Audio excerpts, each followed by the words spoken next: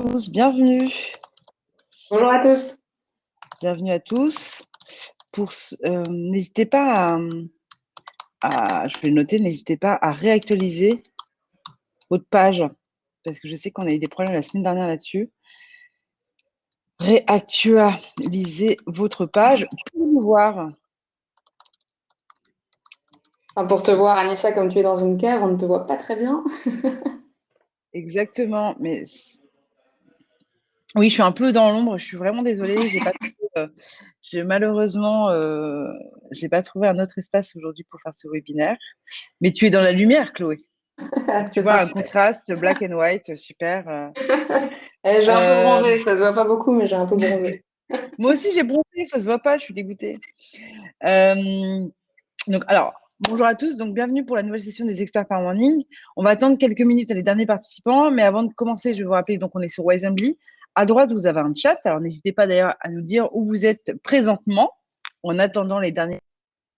On va être ensemble pendant 1 heure, et donc vous pouvez poser toutes vos questions dans le chat. Donc, je vais les faire venir en me présentant. Donc, moi, je suis Anissa en charge de la communauté. Donc, pour ceux qui ne connaissent pas Morning, nous créons des espaces pour que chacun passe une bonne journée de travail. Et moi, je vous donne rendez-vous depuis plus d'1 an, chaque mardi et jeudi, avec nos experts pour une parenthèse instructive dans votre journée. Donc, aujourd'hui, c'est un peu particulier. Nous allons parler des méthodes et les outils de travail collaboratifs qui évoluent évidemment quand votre entreprise grandit. Et notre expert du jour est Chloé Templier, fondatrice d'Opal, qui est basée à Annecy et qui était également une de mes anciennes collègues. Donc, je suis très contente de faire ce webinaire avec toi parce que je sais que tu es super géniale et que tu vas nous apprendre énormément de choses. Je vais vous laisser donc avec Chloé. Je vais vous retrouver tout à l'heure. Je te laisse la parole. Bon webinaire. À tout à l'heure. À tout à l'heure, Anissa. Merci. Alors, on va démarrer. Je voudrais surtout déjà commencer par savoir qui vous êtes, parce que je ne vous vois pas. Donc, ça m'intéresserait de savoir un petit peu qui vous êtes derrière votre écran. Vous êtes peut-être CEO, entrepreneur, peut-être salarié, peut-être indépendant, peut-être sans activité, si vous avez envie de définir que vous êtes sans activité, ou bien aucune de ces réponses. Et dans ce cas-là, aucune de ces réponses. Voilà, j'ai vraiment préparé ce webinaire en imaginant qui pouvait se connecter. Je me suis dit qu'avec les CEO, on pourrait partager un peu les interrogations que vous avez en tant que responsable d'une entreprise. Les salariés, c'est vous qui vivez aussi tout ça de l'intérieur. Vous allez peut-être avoir un regard différent si vous avez été le premier salarié, le 10e salarié ou plus en fonction de la taille de votre entreprise. Les indépendants, c'est peut-être un sujet qui va vous toucher, peut-être avec vos clients ou vos expériences précédentes. Et puis pour ceux qui n'ont pas d'activité, si vous êtes là, c'est probablement pas un hasard. Donc, vous aurez sûrement des choses à partager avec nous. Donc, n'hésitez vraiment pas voilà, à profiter de ce chat et de tous les modules qu'il y a sur Wisely pour nous dire un peu qui vous êtes. Donc, je vois les réponses qui se mettent à jour au fur et à mesure, donc plutôt des salariés et puis ouais, une bonne partie de salariés et aussi CEO ou entrepreneurs. Bon, c'est super. On va parler de choses qui, a priori, vous concernent votre activité de tous les jours. Alors, tout d'abord, je vais peut-être commencer par vous dire pourquoi est-ce qu'on est là aujourd'hui. Quand j'ai préparé ce webinaire, de réfléchir à ça signifie quoi une boîte qui se développe, qu'est-ce que ça signifie pour vous grandir si vous avez envie de mettre les résultats, enfin des témoignages, n'hésitez pas dans le chat. Qu'est-ce que ça évoque de positif et aussi qu'est-ce que ça évoque de challenge ou de choses qui vous font dire tiens là ça va changer. Moi quand je suis arrivée chez Morning, on était 6 dans l'équipe que je rejoignais. On faisait partie d'une plus grosse équipe d'une vingtaine de personnes, mais l'équipe que je rejoignais et qui allait développer un nouveau business, on était 6. Et franchement, le fait de grandir, je ne le voyais pas forcément d'un très bon œil. J'avais pas mal d'a priori. Je me disais que quand on allait être 30 dans l'équipe, ce serait sûrement plus pour moi. J'avais pas forcément envie de vivre ça. Et puis la croissance, elle avait un petit quelque chose de négatif. Et puis en fait, avec le recul, je me suis rendu compte de tout ce que ça signifiait en fait de se développer, de grandir.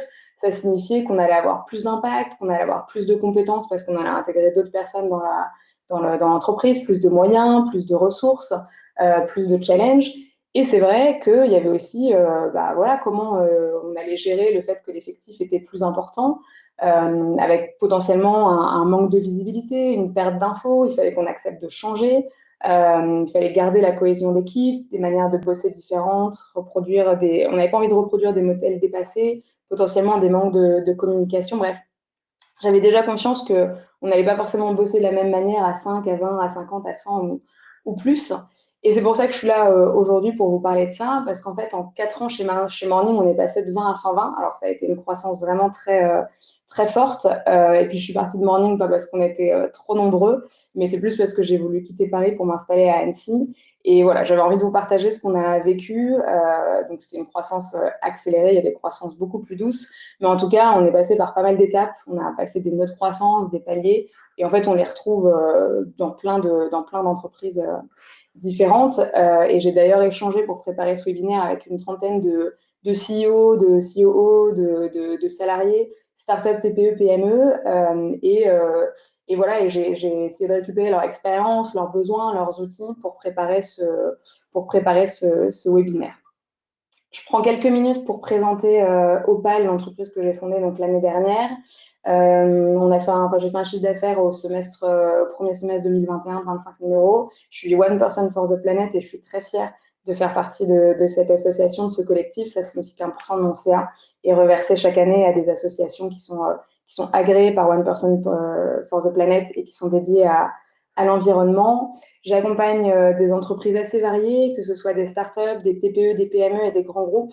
On retrouve des problématiques similaires sur le développement et les méthodes de travail et sur les outils, même si on ne les aborde pas de la même manière. Et concrètement, je les accompagne sur 4 axes. L'organisation et la gestion du travail d'équipe, la gestion des connaissances, la formalisation et la mise en place de process, et puis la mise en place d'outils collaboratifs. Et puis pour vous dire un tout petit peu plus qui je suis personnellement, donc j'habite à Annecy, je l'ai déjà mentionné. Cet été, je vais faire 5 semaines de marche. Je vais traverser les Alpes à peu près d'Annecy jusqu'à Menton, donc jusqu'à la Méditerranée. J'ai un potager où je cultive mes légumes en suivant les principes de la permaculture et c'est plein d'apprentissage et c'est formidable. Et puis j'ai obtenu mon CAP cuisine parce que j'adore cuisiner. Voilà. On va revenir pour le moment plutôt à ce qui nous rejoint, enfin ce qui fait qu'on se retrouve aujourd'hui, le cas d'une entreprise qui grandit. J'ai pris quelques exemples. On peut imaginer l'histoire de 3 cofondateurs. Ils s'appellent Julie, Mehdi et Samuel, par exemple, 3 associés. En fait, ce qui va se passer au tout début, c'est qu'ils vont construire leur stratégie ensemble, chacun avec leur casquette. Ils vont peut-être être dans un incubateur, ils sont peut-être dans un coin de bureau chez d'autres copains entrepreneurs. Ils se voient tous les jours, ils se partent tous les jours, ils construisent ensemble leur entreprise. Et puis un jour, ça marche. Et là, ils vont commencer à recruter. C'est peut-être une situation que vous avez connue. Donc, ils vont recruter. Mehdi, il va gérer les finances, il va s'entourer d'aide administrative et comptable. Samuel, il va gérer toute la partie tech, il va embaucher des développeurs. Julie, elle gère la partie business, pardon. Ils embauchent un responsable de la communication, les équipes s'agrandissent et puis entre-temps, ils vont connaître toute la vie d'une entreprise qui se développe. Ils vont déménager 3 fois de bureau, ils vont commencer à mettre en place des réunions toutes les 2 semaines avec toute l'équipe pour partager les infos, 1 ou 2 fois par semaine, une réunion pour gérer les infos dans chaque pôle. Ils vont commencer à définir des rôles pour chacun, des fiches de poste, il y a des canaux de communication qui se mettent en place à la fois au sein d'une équipe. Donc, par exemple, l'équipe business, elle va se créer un WhatsApp pour échanger quand il y a des demandes urgentes de prospects. Les techs, ils vont peut-être mettre en place Slack. Et puis, entre les équipes, ils vont communiquer par mail, ils vont mettre en place un drive pour stocker leurs documents, etc., etc. Bref, il y a toute une petite ruche qui se met à fonctionner et à bourdonner. Je ne sais pas si c'est des choses des situations dans lesquelles vous vous reconnaissez. Encore une fois, n'hésitez pas à réagir pour que je sache si ça correspond à ce que vous vivez au quotidien ou ce que vous avez vécu. Bref, tout ça se met en place jusqu'au moment où ça va un petit peu se mettre à coincer. Si on reprend un petit peu les différentes étapes, côté mail, il va y avoir des infos qui vont se perdre. Il va y avoir le cas classique des répondre à tous, où on a trop de notifications. Parfois, on se retrouve dans des boucles de mail alors qu'on n'est pas forcément impactés par le sujet. Parfois, au contraire, on n'est pas dans la boucle, donc on est rajouté après, sauf qu'on n'a pas tout l'historique. Bref, des difficultés à suivre le sujet. Et puis, il va y avoir aussi le cas où on commence un mail sur un sujet X, et puis en fait, dans le mail, on va parler d'autres sujets Y et Z. Et finalement, pour retrouver l'information, ça va être un peu compliqué. Si on parle de Slack et WhatsApp qui auraient été mis en place dans cette entreprise, déjà, on a deux outils. WhatsApp, c'est pas forcément un outil professionnel, même si on le retrouve assez souvent dans les entreprises. C'est difficile de retrouver les infos, on ne peut pas forcément toujours épingler. Sur Slack, il peut y avoir aussi le cas où au début, il y a des channels un peu dans tous les sens, il y a beaucoup de messages. Il y a certains qui utilisent les fils de discussion, vous savez, le répondre à, où on répond que à une personne et pas à tout le monde. Et puis d'autres pas, donc ça fait énormément de notifications. Et puis il n'y a pas d'historique parce que potentiellement on a pris la version Slack gratuite, donc au début c'est bien, et puis après quand on commence à grandir, c'est un peu compliqué parce qu'on ne retrouve pas les infos. Et puis il y a aussi le cas du marquer message comme non lu, c'est-à-dire qu'on a une info, on se dit ça, il faut absolument que je pense à répondre à mon collègue, mais là j'ai pas le temps, donc j'ai marqué le message comme non lu. Et après, si je réouvre le channel ou le fil de discussion où on a discuté, ça va être remarqué en lu. Bref, c'est un peu le truc qui pose problème, quoi. Pour Google Drive, on peut imaginer les limites aussi. Ça commence à être un peu un beau bazar. Il y a des dossiers de partout. L'arborescence, elle n'est pas toujours harmonisée. Il y a cette histoire de drive d'équipe, mais on ne l'utilise pas forcément parce que pour l'instant, on utilise mon drive. Bref, finalement, il y a pas mal de soucis. Il y a aussi dans le Google Drive les limites qu'on peut avoir du type il y a une personne de votre boîte qui est arrivée et puis qui finit pas sa période d'essai, par exemple, mais qui avait quand même créé un certain nombre de fichiers dans le Drive. Et ça, je vous le raconte, c'est une anecdote qu'on a vécue. Et puis, en fait, cette personne, elle part. On ne sait plus trop si les documents, ils sont sur l'ordi, sur le Drive ou pas. Niveau sécurité, c'est pas top. Et en fait, on se rend compte que on n'a pas réussi à récupérer les dossiers, enfin les fichiers, parce qu'ils sont en fait pas la propriété de l'entreprise. Voilà, donc du coup, quand on essaye de retrouver les infos, de synchroniser, on va faire des réunions. Donc, on va faire des réunions pour échanger les infos, suivre l'avancement du travail. Ça commence à faire beaucoup de réunions dans l'agenda. Parfois, on sent que dans des réunions, on n'est pas forcément utile. Il y en a certains qui commencent à venir en traînant des pieds, alors que pourtant, les équipes, elles sont plutôt motivées par ailleurs. Du coup, on va échanger, on va prendre des décisions, on va se dire, tiens, machin va bosser sur ça, bidule va bosser sur ça. Puis une semaine après, on ne sait plus trop qui doit faire quoi. On renvoie un message sur Slack, sur WhatsApp, ou alors on se renvoie une boucle de mail et en fait, on a perdu les infos. Voilà, c'est un peu les écueils qu'on voit quand les boîtes grandissent avec ces différents canaux de communication, enfin pour communiquer, pour centraliser des connaissances ou échanger sur des avancées de projet. Du coup, ça m'intéressait un peu de savoir, vous, si vous avez connu des choses comme ça. Et Anissa, si tu es dans le coin, peut-être que tu peux aussi nous raconter un peu les débuts de Morning parce qu'on les a connus ensemble. Est-ce que tu te souviens comment c'était, on va dire, au début? Ouais, complètement. Déjà, vraiment, enfin, j'ai vraiment je vois très bien les problématiques que tu abordes parce qu'on les a vécues aussi. Du coup, nous, au départ, en fait, en effet, on a créé. Alors, 2 secondes. Ne quitte pas 2 secondes. Agathe, je parle. Désolée. Non, c'est vrai qu'en effet, au début, on avait vraiment des problématiques liées à la communication. On avait aussi une organisation horizontale, donc on était très transverse. Et du coup, on fait partie de plein d'équipes et on communique différemment avec certaines personnes. On prend des petites habitudes. Et en fait, il y a des nouveaux qui arrivent, qui avec leur culture. Et en fait, on s'adapte. Et en effet, c'est très compliqué, en tout cas quand on est en équipe quand on est dans une équipe transverse, de pouvoir s'adapter à toutes les moyens de communication qui existent dans une entreprise. Et on s'y perd. Et pour le coup, moi, je sais que l'année dernière, on a eu un gros problème de communication interne avec une de mes équipes parce que j'arrivais pas du tout à comprendre. En fait, j'avais l'impression que l'information, elle passait pas, que j'étais pas au courant des bonnes informations. Et du coup, ça a créé un peu des frictions, alors qu'il n'y avait pas du tout de mauvaise volonté. De personnes en fait, c'était pas, on n'essayait pas de garder de l'information, c'était juste qu'on n'avait pas trouvé les moyens de communiquer d'une manière plus fluide. Donc voilà, donc ça c'est vrai que depuis, en effet, comme tu dis Chloé, moi je suis arrivée pareil chez Morning il y a 4 ans et demi, on n'était pas très nombreux, donc on a tout construit un peu à la mano, et puis on est aujourd'hui 140, 150. et on peut plus être à la mano, on peut plus être au feeling, on peut plus être à l'humain, au feeling. Faut que ce soit de plus en plus organisé pour que tout le monde se sente à sa place, que tout le monde ait les bonnes informations au bon moment, à son rythme. Donc, euh, donc voilà mon petit témoignage. J'espère que je dis pas de bêtises, parce que je sais que j'ai une collègue qui me dit présentement si je suis dans une cave, je suis dans une cave. Et je suis désolée pour le côté sombre. N'hésitez pas du coup à témoigner dans le chat. Et à utiliser les petits pouces, est-ce que vous êtes d'accord ou pas d'accord? Peut-être que ce qu'on raconte n'a rien à voir avec votre vécu ou au contraire, vous avez peut-être des anecdotes sur ça. Donc, voilà, vous avez posté un message ou bien le d'accord, pas d'accord, un petit pouce vert, un petit pouce rouge. Nous, on ne vous voit pas, alors ça nous donne aussi l'impression que vous êtes là et que ce qu'on vous dit est pertinent pour vous, parce que c'est le but. Ouais, et là, il y a un témoignage. On se retrouve bien dans vos explications. Effectivement, je rajouterai le défi présentiel versus remote.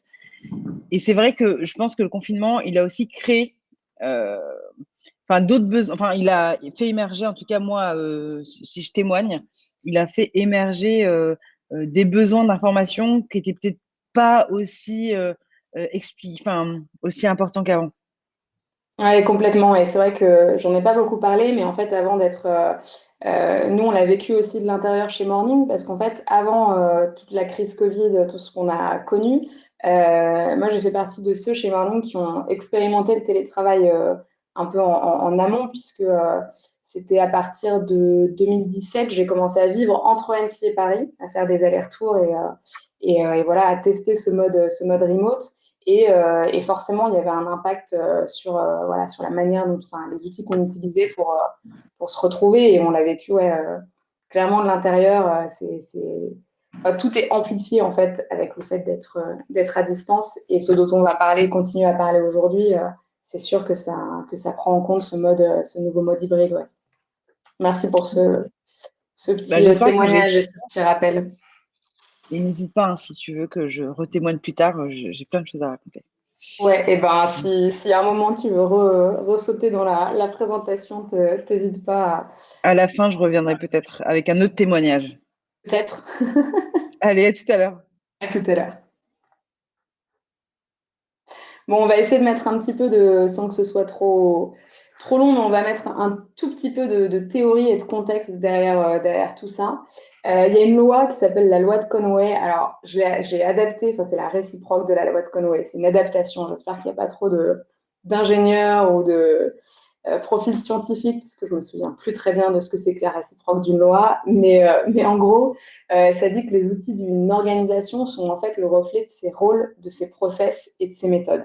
Alors, si on le transforme en un schéma et quelque chose d'un peu plus parlant, ce que ça veut dire, c'est qu'en fait, la manière dont une entreprise s'organise, dont elle définit les rôles de ses membres, la manière dont elle va décider de fonctionner en tant que groupe, que ce soit pour prendre des décisions, gérer des tensions, partager l'information, définir des objectifs, s'organiser en mode projet, toutes ces choses-là, et les outils qu'elle utilise au quotidien, en fait, tout ça, c'est étroitement lié. Et il y a un lien, un impact entre ces trois piliers qui va se faire dans un sens et qui va aussi se faire dans l'autre sens.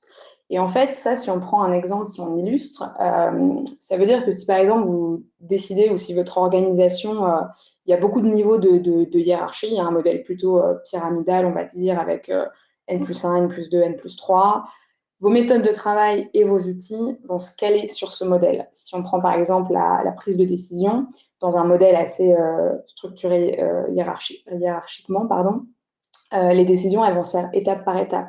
Les décisions proches du terrain, elles vont être prises par les N+1, et puis on va remonter dans la pyramide pour les moyennes décisions par les N+2, pour les décisions de plus en plus stratégiques. Et dans ce cas-là, c'est probable que l'information, elle ne soit pas nécessairement accessible à tous, parce que pour prendre les décisions, on n'aura pas besoin d'avoir toutes les informations. Et typiquement, un outil de stockage dans ce type d'organisation, va être très différent d'une autre organisation. Donc, ça va être il y a de fortes probabilités pour que ce ne soit pas forcément un outil en ligne tel un Google Drive. Les fichiers vont peut-être être stockés directement sur les ordinateurs des uns des autres parce qu'il n'y aura pas besoin d'avoir cet accès aux infos. Ou en tout cas, si c'est sur un Drive, il y avoir une logique d'accès assez cloisonnée et confidentielle. À l'inverse, si une organisation elle compte un nombre restreint de niveaux de management, si l'accent il est porté davantage sur la responsabilité, sur la décision collective, sur la co-construction, les prises de décision elles vont se faire d'une manière différente. Ça va plus ressembler, le process il va davantage ressembler à Bobby doit prendre une décision, il en a la possibilité parce que c'est son rôle, donc là on voit l'impact du rôle, c'est son périmètre, il va probablement interroger les personnes qui sont impactées par sa décision ou les personnes qui ont une expertise sur ce sujet-là, et puis c'est lui qui va trancher. Et dans ce type de cas, si on parle des informations, Bobby, il a besoin d'avoir accès à pas mal d'informations et on va retrouver plus de transparence et on va retrouver du coup des outils qui vont être plus sur un mode collaboratif partagé, typiquement un Google Drive où chacun peut consulter un grand maximum d'infos. Et en fait, si je vous raconte tout ça, c'est que quand on parle méthode de travail et outils, on parle plus que ça en fait. On parle collaboration, on parle organisation, on parle d'humain. Parce que si on parle juste outils de travail, c'est pas hyper passionnant. Enfin, en fait, un marteau, un tournevis, ça reste un marteau, un tournevis. Ce qui va être beau, c'est ce que vous allez créer avec. Et du coup, quand l'organisation elle change, donc à ce niveau-là, au niveau des rôles, les méthodes elles vont changer et les outils vont changer.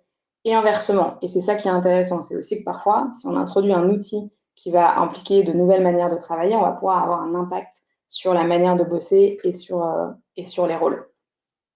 Je voulais aussi faire une petite parenthèse un peu poésie, mais j'ai regardé récemment l'étymologie du mot outil. Et en fait, dans l'ancien français, un outil, c'était un équipement, un objet nécessaire qu'on embarque pour un voyage. Et je trouvais l'image assez chouette parce que quand une boîte se développe, bah, c'est plutôt un voyage. Et du coup, bah, je trouve que relier ça aux outils, c'est sympa. Et si on file la métaphore, quand on est trois au début d'une aventure, par exemple, on va plutôt partir avec un outil ou avec une barque et puis des rames et on va ramer à la main. On n'aurait pas la capacité à ce moment-là de se déplacer avec un immense bateau, une caravelle, tout ça. Mais au cours du périple, au cours du voyage, ça va être pas mal de transformer la barque pour un voilier avec plus de voiles, des rames un peu plus costauds. Donc voilà, il y a un pont. Voilà, un petit peu de poésie que je voulais partager avec vous. J'espère que ça vous plaît. Je vais tout de suite relancer un autre sondage parce qu'on va parler des outils. Alors, je vais juste le lancer dans le chat pour que vous puissiez nous partager ça. Hop, voilà, c'est lancé. Parce qu'en gros, quand on parle d'outils, là, on l'a évoqué, en fait, il y a plein d'outils pour les entreprises. On parle d'outils SaaS. Là, je vous ai mis une petite capture d'écran de Thibaut Renouf qui anime le blog Tribes et ils avaient fait un sondage auprès de beaucoup de startups, là en l'occurrence. Et sur les 150 premières réponses qu'ils avaient eues, il y avait déjà eu 500 outils mentionnés. Donc, c'est sûr qu'il y en a un paquet des outils qu'on utilise au quotidien. On a parlé de Slack, de Drive, de Gmail, de WhatsApp, mais il y en a vraiment beaucoup. Donc, n'hésitez pas à nous dire combien d'outils vous utilisez et puis lesquels dans le chat. Je vois une première réponse 10. C'est déjà pas mal. Après, c'est toujours, c'est pas forcément évident de savoir combien on en a, ce qu'on met dans cette catégorie. Si on regarde un petit peu sur le blog de Data Tribes, qui est donc relié à Tribes, ils ont en fait une plateforme où pour chaque entreprise startup, vous voyez les outils qu'ils utilisent. Et là, par exemple, pour Spendesk, ils en utilisent 42. Voilà, ils sont classés ici, ils sont classés par pôle, finance, marketing, product design, IT, etc. Voilà. Et puis après, donc, il y a évidemment des outils spécialisés. On en voit certains là qui répondent à une fonction. Et puis, il y a des outils un peu plus transverses. Alors, je regarde les réponses. 5, 10, 7, 50, 20, 30, moins, beaucoup. Beaucoup d'outils, ouais, ça fait pas mal. Merci pour vos partages. Donc, dans les outils, il y en a énormément qui sont spécialisés, qui vont répondre à un besoin de l'équipe finance, qui vont répondre à un besoin de l'équipe marketing ou de l'équipe sales. Et il y a aussi des outils qui sont plus transverses et qui en fait vont être utilisés par beaucoup de personnes dans l'entreprise. Et c'est cela dont j'ai envie de parler aujourd'hui. Il y en a pas mal qui les appellent outils de productivité. Je ne suis pas certaine d'être d'accord avec cette dénomination, même si effectivement ces outils transverses ils vont permettre d'apporter de la productivité à l'entreprise. Mais en fait, un CRM, quand il est bien utilisé, un outil de gestion commerciale, gestion client, il va vous permettre aussi d'être plus productif si vous automatisez les envois, les rappels à vos prospects, etc. Donc, j'aurais tendance à dire qu'un outil bien utilisé peut vous permettre d'être plus productif, mais en tout cas, les outils là dont on parle, c'est des outils qui sont transverses, qui vont permettre de soutenir l'organisation dans son ensemble. Pour ça, on va reprendre le schéma du début. Et en fait, ce qu'on a vu tout à l'heure, c'est que plus on grandit, plus les interactions elles vont être nombreuses, à la fois au sein des pôles et entre les pôles. Donc, on imagine si on dessinait toutes les lignes, tous les croisements qui pourrait y avoir. Et plus c'est nombreux et moins c'est maîtrisé, plus le chemin pour retrouver une info va être compliqué parce que Mehdi il va parler à Sarah, qui va parler à Jean, il y en a un qui va parler par Gmail, l'autre par Slack, etc. Et finalement, on ne retrouve plus forcément l'info. Et en fait, ce qu'il faut, quand l'entreprise, elle grandit, c'est une sorte d'endroit centralisé. Et moi, j'aime bien cette image de la place du village, c'est-à-dire peut-être même l'agora, si on prend des références antiques. C'est un endroit, en fait, où on va se réunir, où on va échanger, où on va décider, où on va se tenir informé de l'avancée des projets. Bref, un endroit où on centralise. Et en fait, cette place du village, elle va être utile à tous les pôles de l'entreprise. C'est-à-dire que cette place du village, ça va être l'endroit, par exemple, où la finance, elle va pouvoir mettre son process pour rentrer les notes de frais qui concernent l'ensemble des salariés. Pour les RH, ça va être, par exemple, le process d'onboarding pour les nouveaux.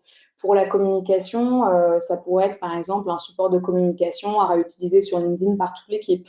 Pour les techs, ce serait l'avancée de la roadmap pour donner de la visibilité à l'équipe, etc., etc. Le business, peut-être que c'est eux qui auront le tableau de pilotage avec le chiffre d'affaires que fait l'entreprise. Donc, c'est vraiment ça, c'est cet endroit, cette place du village où on se rassemble, où on retrouve les infos. Et en fait, cette place du village, elle va être dématérialisée et c'est ce qu'on va voir avec les outils.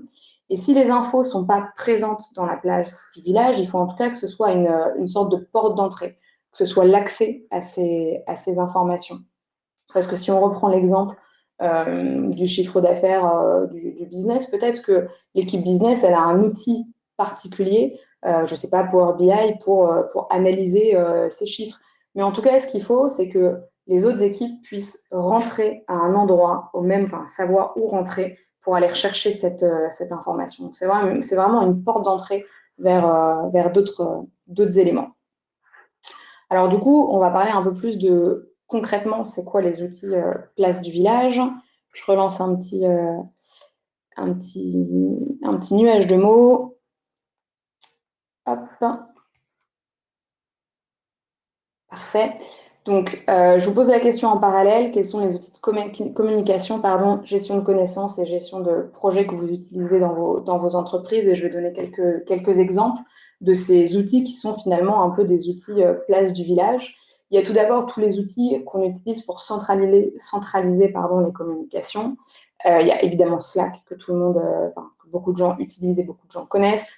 Mais il y a aussi des outils comme Discord ou TalkSpirit qui répondent à ces besoins et qui vont venir centraliser les échanges qu'il peut y avoir dans une. Il y a aussi les outils de gestion de connaissances. Donc ça, les outils de gestion de connaissances, ça va être les outils type wiki interne.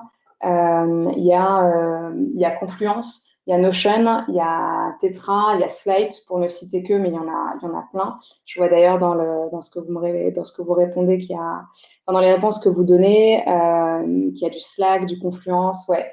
Vous citez pas mal de CRM aussi.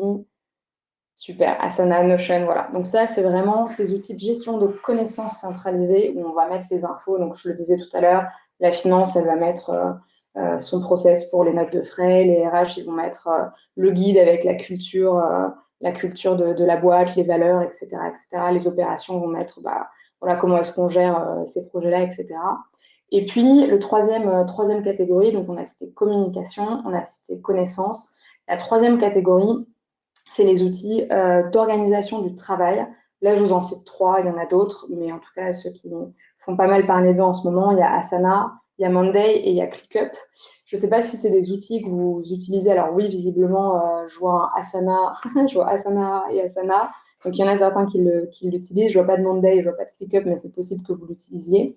C'est vraiment des outils qui vont venir organiser, synchroniser le travail de toutes les équipes et permettre en fait la collaboration entre les différentes équipes. Je vous ai mis quelques captures d'écran. Monday, ça ressemble à ça.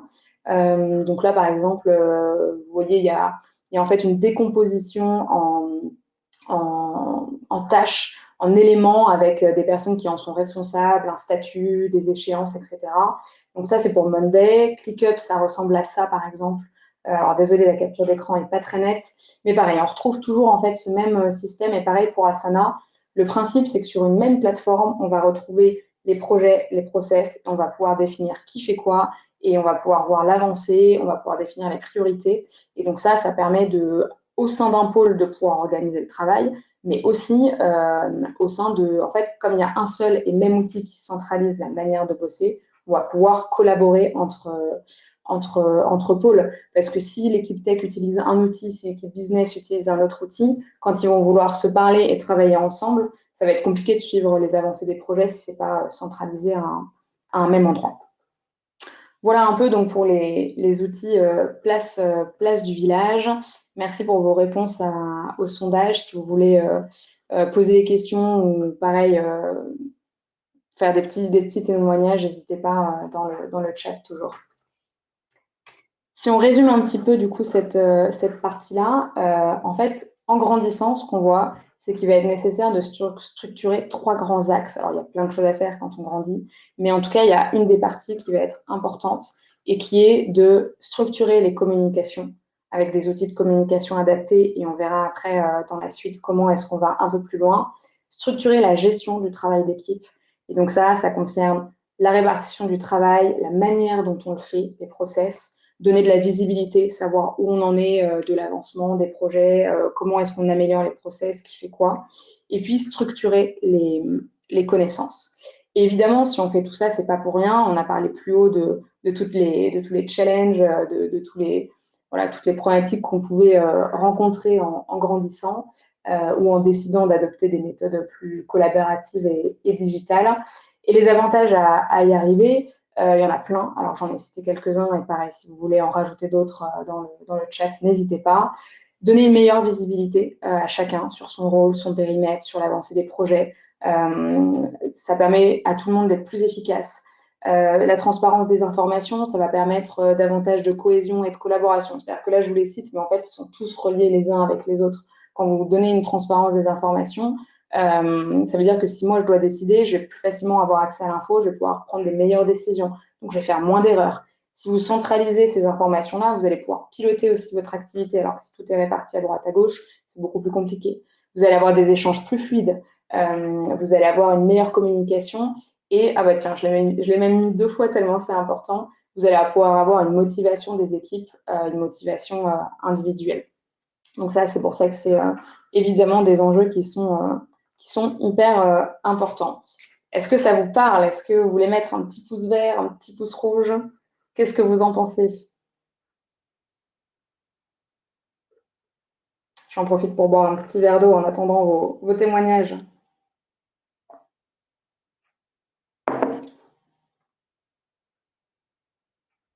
Bon, vraiment pas de témoignage, personne. J'espère vraiment que c'est utile en tout cas. Bon, alors peut-être que la partie qui vous intéresse, c'est plutôt par quoi on commence et comment on s'y met concrètement. Donc déjà, la première chose, c'est de lister vos outils actuels. C'est un truc qui est hyper important. Ça peut être super simple, hein. Vous prenez juste une feuille ou l'équivalent de votre feuille en ligne en fonction des outils que vous avez et vous listez vos outils actuels. Et ça va être hyper important parce qu'en fait, la deuxième étape, ça va être de définir un usage par outil et de les documenter. Définir des usages, c'est un truc qui est primordial. En fait, ce qui se passe, c'est que plus vous allez avoir d'outils, plus potentiellement vos outils ils vont être complexes. Et en fait, ce qu'on remarque, c'est qu'il y a une porosité entre les outils. C'est-à-dire qu'il y a des outils qui ont plein d'usages potentiels entre un Gmail et un Slack, les deux peuvent permettre de communiquer. Donc, s'il y a une communication importante à envoyer à toute l'équipe, est-ce qu'on le fait via Gmail avec l'adresse mail de toute l'équipe? Est-ce qu'on le fait sur Slack? Entre Slack et Asana, les deux permettent d'échanger, d'avoir des fils de discussion. Entre Slack et Asana, entre Asana et Slide, donc Slide, c'est un outil de gestion de connaissances, un outil interne, Les deux permettent d'avoir un lien avec vos process. Dans Asana, on va avoir les étapes de quand il y a l'onboarding d'un nouveau, l'intégration d'une nouvelle personne. Il y a telle personne des RH qui fait ça, telle personne de l'équipe qui fait ça. Donc, qu'est-ce qu'on fait? Est-ce qu'on le met dans Asana? Est-ce qu'on le met dans Slide? Et puis, Slide et Drive, par exemple. Slide, on a dit, c'est un endroit où on stocke des informations. Mais Drive, on peut aussi stocker des documents. Donc, on se retrouve en fait avec des outils qui ont plein d'usages et c'est ça une des problématiques, c'est qu'en fait, on ne sait pas trop quel outil on va utiliser pourquoi. Donc, c'est hyper important. Et ça, s'il y a une seule règle à retenir, c'est un usage égale un outil. Et en fait, si vous constatez que vous avez deux outils pour le même usage, c'est soit qu'il y a un outil en trop, soit que les usages, ils sont différents. Et c'est parfois là où il y a la difficulté, c'est qu'il faut aller trouver la différence d'usage. Donc, j'ai pris plein d'exemples pour essayer d'éclairer tout ça. Typiquement, échanger, on peut le faire dans Gmail, on peut le faire dans Asana, on peut le faire dans Slack. Une des entreprises avec lesquelles je travaille, qui s'appelle S-Next, ils ont une solution autour de la supply chain. Ils utilisent Gmail, ils utilisent Asana, ils utilisent Slack. Et ce qu'ils ont fait, c'est qu'ils ont défini des usages pour chacun des outils. Donc Gmail, c'est leur outil pour échanger avec leurs clients externes et pour des communications de groupe qui sont vraiment importantes, une info à pas louper. Voilà, le fait de l'avoir dans leur boîte mail, ils considèrent que le message il sera il sera vu, et il ne sera pas perdu. Asana, il y a un fil de discussion, c'est-à-dire que quand on a un projet, quand on a des tâches, on a des échanges, on peut avoir des échanges sur une tâche. Et donc dans Asana, on va avoir en fait tous les échanges qui sont vraiment relatifs au projet, tous les échanges qui font qu'on va avancer. Et ils ont même mis en place un délai de réponse pour indiquer à chacun ce qui est grosso modo attendu. Donc là, leur délai de réponse, ils considèrent que quand ils envoient un message sur un sujet à un de leurs collègues, le délai de réponse attendu, c'est une journée. Et après, dans Slack, ça va être plutôt les échanges informels, les demandes qui ne sont pas pressées. Voilà, les éléments où s'il y a une communication de groupe et que tout le monde ne l'a pas vu, c'est pas très grave. Et là, le délai de réponse, il est plutôt de 2 heures. Donc en fait, en faisant ça, en définissant les usages, ils définissent aussi les attentes qu'ils ont par rapport à toute l'équipe, notamment avec le délai de réponse. Et donc le fait de dire que Asana, s'il y a un délai de réponse de 1 jour, ça veut dire que tous les jours, c'est un outil de travail quotidien. Pareil pour Slack. Il y a des outils aussi qui permettent de répondre à plusieurs usages. Donc ça, c'est typiquement le cas de Notion, dont vous avez peut-être entendu parler, qui est un super outil qui permet de faire plein de choses, qui permet à la fois de faire de la gestion de projet. Si on va sur leur site, ils expliquent qu'on peut gérer des tâches dans leur outil. C'est une base de connaissances, on peut animer des réunions, on peut suivre des OKR. Alors, je ne sais pas si vous êtes familier avec la méthode des OKR. Les OKR, c'est une méthodologie pour définir des objectifs d'une entreprise. Donc, on se définit un objectif et on définit les key results, donc les résultats clés qui vont permettre de dire qu'on a atteint l'objectif. Je vous prends un exemple. Mon objectif, c'est de faire du vélo. La puissance de cette méthode, c'est qu'en fait, on va définir, OK, faire du vélo, qu'est-ce que ça signifie pour moi, pour mon entreprise ou pour la personne qui s'est fixé l'objectif. Pour moi, faire du vélo, c'est si j'arrive à faire 100 mètres tout droit sans tomber. Peut-être que pour un autre, ça va être si j'arrive à faire 1 kilomètre à vélo sans tomber. Et puis pour l'autre, ça va peut-être être 5 kilomètres en lâchant les mains. Donc voilà, donc bref, la méthode des OKR, ça permet de faire ça. Et Notion permet de capturer ces objectifs et de les suivre. Donc on voit qu'on a des outils qui permettent plusieurs usages. Et si on prend la gestion de projet, il y a plein d'outils qui permettent de répondre à ce besoin. Il y a Notion, il y a Asana, il y a même Airtable, qui est un outil que vous connaissez peut-être aussi. Pareil, les suivis des OKR, on peut le faire dans Notion, on peut le faire dans Asana, on peut le faire dans un outil qui s'appelle Lattice. Et donc, un autre exemple très concret, l'entreprise Totem, et c'est Julie qui nous parle de ça, ils ont 3 outils, Notion, Asana et Lattice. Et on voit que ces 3 outils peuvent, par exemple, dans Notion et Asana, on peut faire de la gestion de projet. Dans Notion, Asana et Lattice, on peut faire du suivi de ces objectifs stratégiques. Et donc, ce qu'ils ont fait, c'est qu'ils ont pris le temps de dire Notion, c'est une base de connaissances pour nous. Asana, c'est un outil de gestion de projet. Et Lattice, ça va être notre outil de suivi des OKR. Et ce qui est hyper important, c'est de le documenter. De documenter à quoi sert l'outil, mais aussi à quoi il ne sert pas. Donc, typiquement, Notion, ils ont écrit noir sur blanc dans leur Notion, qui est leur base de connaissances et qu'ils partagent avec tous leurs employés. Notion, c'est une base de connaissances, c'est une base de renseignements, c'est un outil vivant, organisé, collaboratif, et ce n'est pas un outil de travail. L'outil de travail du quotidien, c'est Asana. Ce n'est pas un outil de stockage, c'est Drive. Et ce n'est pas, ils ont aussi précisé que ce n'était pas un outil jargonneux et siloté. Si on reprend un autre exemple sur la gestion de tâches et de suivi, pareil, quand on regarde les sites de Slide, d'Asana et de Airtable, ces 3 outils nous disent on est capable de faire de la gestion de tâches à l'échelle pour une équipe, quoi. Je reprends l'exemple de Morning. Morning a défini que Slide, c'était la base de connaissances, que Asana, c'était la base de gestion de projet, et que Airtable, ça peut leur servir pour de l'analyse de données. Donc, c'est-à-dire que pour un outil, on ne prend pas forcément toutes les fonctionnalités. On va décider que cet outil va permettre de répondre à cet usage-là. Et ce qui est hyper important, c'est de le documenter. Et du coup, là, je vous ai mis une petite citation du directeur du fonds d'investissement de Slack. En fait, il nous explique simplement que on travaille différemment et qu'en fait, la manière de communiquer, de collaborer, elle est en train de changer avec tout ce qu'on a pu voir cette année, mais même auparavant. Le fait qu'on soit à distance, ces choses-là, le fait qu'on ait des nouveaux outils digitaux pour organiser notre travail. Et en fait, ce n'est pas du tout quelque chose qui est immédiat, et d'où l'importance de les documenter pour pouvoir en fait les partager et que ce soit harmonisé au sein d'une équipe. Troisième bonne pratique par rapport à ça, c'est de s'équiper du nombre d'outils nécessaires pour couvrir vos besoins. Là, on a fait la liste de vos outils actuels. Peut-être que vous vous rendez compte que les outils que vous avez ne permettent pas de répondre à tous les besoins que vous avez pour organiser votre travail d'équipe, pour organiser vos connaissances, pour organiser les informations. Et donc ça, en fait, ce qu'il y a, c'est qu'il faut avoir ni trop peu d'outils, ni pas assez. Et là, je fais une petite parenthèse. Il y a un changement qui s'opère au niveau des outils qu'on utilise, des outils SaaS dans les entreprises.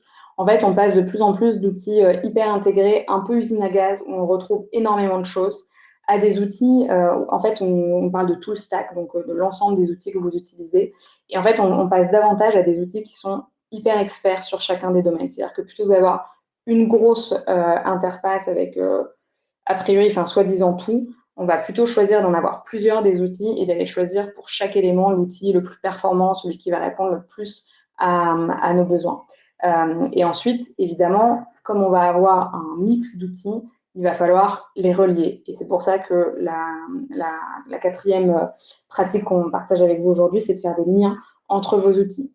Et faire des liens, ça ne veut pas forcément dire qu'on doit sortir un peu l'artillerie lourde avec du Zapier qui va permettre de connecter des éléments ou d'aller farfouiller dans les API pour des connexions. Les liens, ils peuvent être très simples. C'est-à-dire que si on prend un exemple, donc stocker des informations.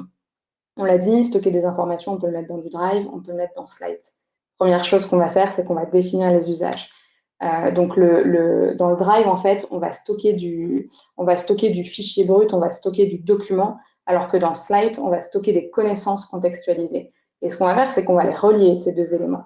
Donc, très concrètement, alors là, j'ai repris un élément de Slide qui est utilisé par Morning. Ils parlent de l'identité de leur charte graphique. Dans Slide, ils ont une page qui contextualise tous les éléments. Donc, voilà notre charte, c'est disponible ici, vous retrouvez les logos, etc. Et tout simplement, il y a un lien qui est vraiment juste un lien copier-coller, vers un drive où là, on va retrouver le document, que ce soit un PowerPoint, un logo. Et en fait, on va utiliser la puissance des deux outils. C'est-à-dire que Slide est un outil qui permet de mettre en œuvre les connaissances et Drive, ça va permettre de stocker. On peut avoir des limites, en fait, dans le stockage dans Slide. Slide n'est pas un outil qui est fait pour stocker des fichiers, c'est Drive qui est fait pour ça. Donc, on utilise là aussi le meilleur des deux outils. Un autre lien possible entre les outils, entre Asana et Notion. Asana, ça va être un outil pour opérer les process, pour dire qui fait quoi concrètement. On accueille, je reprends l'exemple du process, on accueille une nouvelle personne, c'est telle personne qui fait ça à telle date. Et par contre, dans Notion, on va les documenter. On va documenter tout ce qui est autour. Je reprends un exemple qui est un exemple personnel sur ma communication sur LinkedIn. Donc là, c'est une capture d'écran d'Asana. J'ai un calendrier éditorial avec une liste de contenus. Dans Asana, je me note en fait les moments, les tâches quand je vais publier un article. Donc, vous voyez que je m'attribue la tâche, je me définis une échéance. Et donc, j'utilise ça pour organiser mon calendrier éditorial. Et par contre, quand je suis par exemple là, je dois rédiger un post pour retrouver facilement la documentation, il faut l'éclater. Je vais ouvrir la tâche et là, je vais mettre un lien vers Notion. Et du coup, je bascule dans Notion, qui est un outil beaucoup mieux fait pour écrire du contenu. Et donc là, je bascule dans Notion pour en fait écrire cet article-là. Donc, vous voyez, on peut faire en fait des liens qui sont très simples et qui n'ont pas besoin d'avoir des connaissances particulières en développement ou d'aller toucher aux API. Et pareil, je reprends un exemple de l'équipe du fonds d'investissement de Slack. Ils utilisent Notion et Slack. Donc, en fait, ils utilisent, ce qu'ils disent ici, c'est qu'ils utilisent Slack en mode. Alors là, on introduit une nouvelle notion qui est le travail synchrone et asynchrone. Donc, ils utilisent Slack comme moyen de discuter en live. Et ils utilisent Notion pour en fait centraliser toutes leurs informations et ils switchent entre les deux. Et voilà, ils le font très simplement dans un fil de discussion Slack. Quand ils ont besoin d'avoir du contexte, ils copie-collent la page Notion pour que tout le monde se rende dessus et ait les informations. Donc voilà, donc là, vous allez avoir pas mal d'outils et donc c'est bien de faire des liens. L'avant-dernier conseil, c'est de commencer petit. Je discutais dernièrement avec une entreprise et on réfléchissait à tous ces outils SaaS parce qu'on en a parlé, il y en a beaucoup, ce que ça représentait au niveau de leur charge. On a calculé que ça représentait 3% de leur charge annuelle. Donc, c'est à la fois beaucoup et pas beaucoup. Ça peut être énorme si on commence à multiplier les outils et à prendre les tarifs les plus chers. Et puis, si on le gère bien, ça peut aussi rester quelque chose de raisonné. Je vous ai mis quelques captures d'écran des tarifs. Donc là, c'est sur les CRM. Typiquement, Pipedrive, les tarifs par mois et par utilisateur, ça varie de 12,50 € à 99 €.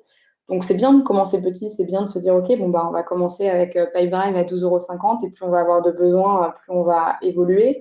Je voyais tout à l'heure dans les réponses que certains utilisaient Salesforce. Pareil, les tarifs, ils vont de 25 à 300 €. Donc là aussi, l'idée, c'est de se dire, on commence petit et puis on va augmenter au fur et à mesure parce que nos besoins vont évoluer, parce que ça va nous apporter de plus en plus de valeur et qu'on va être capable de l'absorber. Il y a des outils qui ont des plans gratuits, donc typiquement Slack, vous pouvez commencer avec un plan gratuit. Il n'y a pas forcément d'historique, mais ça peut être un bon démarrage. Asana aussi, vous pouvez avoir une version basique où quand vous êtes moins de 15 utilisateurs, vous n'avez pas toutes les fonctionnalités, mais vous en avez déjà pas mal pour démarrer. Et donc, vous commencez petit et puis vous allez faire évoluer vos outils avec vos besoins. Parce que le but, c'est pas non plus de garder des outils qui présentent des limites. Et là, je voulais vous parler de ce qui s'était passé pour moi chez Morning. J'étais en charge de la formation et de l'organisation des process. Et au tout début, j'étais toute seule à gérer les process et à faire de la formation. Donc, j'avais tout simplement un PowerPoint où je mettais le process de gestion courante et typiquement l'utilisation d'Asana. Il n'y avait pas de coût supplémentaire parce que j'avais déjà PowerPoint. Il y avait des limites, ce n'était pas accessible en ligne, ce n'était pas collaboratif. Mais comme j'étais seule en charge du process, ce n'était pas trop un souci. Par contre, après, on a grandi et là, on était plusieurs à avoir besoin de formaliser des process et de pouvoir les communiquer à d'autres personnes. On avait la suite Google Workspace, donc on a utilisé un Google Sheets.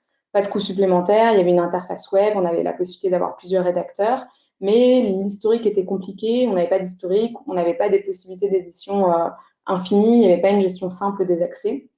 Donc, on est passé à Slide. Et ça, c'était au fur et à mesure qu'on grandissait. Et donc, on a pu, dans Slide, typiquement, documenter notre utilisation, encore une fois, d'Asana. Et en fait, dans tout ça, on retrouve finalement notre trio. Au début, en termes de rôle, il y avait une personne en charge de la formalisation des process. Donc, on avait un outil. Puis, on a eu plusieurs personnes en charge de la formation parce qu'on prenait des fonctions transverses, commerciale, gestion des opérations. Donc, on est passé sur un Google Sheet avec des droits de modification pour chacun. Puis, on a eu besoin de plus d'interaction avec les autres équipes parce qu'on avait besoin que les équipes RH, tech, communication puissent aussi centraliser des informations. Et on a encore changé d'outil pour Slide. Voilà, il est 14h51. Je voulais laisser une dizaine de minutes pour des questions si vous en avez. Il n'y en a pas encore qui ont été posées, mais si vous voulez les poser, c'est le bon moment. Pour savoir un petit peu ce que vous en pensez. Est-ce que vous avez retrouvé des choses que vous avez vécues? Est-ce que vous êtes satisfait de ce webinaire? Est-ce qu'il y a des choses sur lesquelles vous avez des interrogations, des choses sur lesquelles vous n'êtes pas d'accord? Est-ce que vous voulez partager aussi des bonnes pratiques que vous avez pu mettre en place dans vos entreprises respectives? N'hésitez pas à échanger et à nous mettre des infos ici. En attendant les témoignages, merci Chloé. Et je complétais, en fait, c'est pour ça que tout à l'heure, je t'ai préparé sans te prévenir avant un petit témoignage. C'est hyper intéressant déjà tout ce que tu viens de dire. Et moi, l'ayant vécu de l'intérieur de chez Morning, je peux témoigner de la véracité de ces propos. Et ce qui est intéressant, en fait, c'est que l'évolution de l'entreprise, elle nécessite de se reposer la question assez régulièrement, en fait, de l'usage de ces outils. Et parfois, quand on a la tête dans le guidon, on n'a pas le temps de se poser ces questions, de se dire, OK, mon orga évolue, mon orga change. Est-ce que j'utilise bien les outils? Est-ce qu'il est temps Et ça, c'est hyper important de prendre ce temps. Et voilà, c'est pour ça que je voulais témoigner parce que tu nous as vachement aidé récemment sur l'usage de nos outils et notamment notre réorganisation à l'usage d'Asana. Et ça, c'est hyper important aussi parfois d'avoir un regard extérieur, que ce soit toi ou une autre personne, hein, qui puisse aussi par moment faire pause pour dire, OK, faut qu'on fasse une petite pause. Et l'été est assez propice à ça. Typiquement, moi, je sais que c'est un moment que je prends pour mettre à jour mon slide, pour mettre à jour plein d'informations, faire un peu le ménage, etc. Donc voilà, le deuxième témoignage que je voulais partager avec vous, c'était vraiment, n'hésitez pas à prendre un temps pour ces sujets, parce que quand on avance trop vite, sans prendre ce temps, nous, c'est ce qui s'est passé, en fin d'année dernière. On était reparti avant le deuxième confinement, on était reparti tête dans le guidon dans le boulot, sans avoir pris le temps de réfléchir un peu à nos outils et à leurs usages. Et, euh, et on a décidé en fin d'année de faire appel à toi pour que tu nous aides à prendre de la hauteur. Et c'était hyper épique parce que ça nous a vraiment permis de repartir sur de bonnes bases. Et je pense que cet exercice-là, on va devoir le refaire malheureusement ou heureusement, peut-être une fois par an, cette petite pause en équipe pour se dire, OK, est-ce qu'on va dans le bon sens? Est-ce qu'on n'a pas besoin d'autres choses? Et typiquement, tu parlais d'Airtable. Airtable, c'est un sujet qui me concerne beaucoup parce que c'est moi qui l'ai un peu apporté. Et en fait, voilà, ça va être encore un nouveau outil qui va répondre à des nouveaux besoins. Et donc voilà, c'est en perpétuelle évolution. Et c'est génial en fait, parce que du coup, ça permet aussi de voir qu'on grandit et qu'on a besoin de se structurer pour mieux avancer ensemble. Oui, complètement. Je te rejoins complètement là-dessus.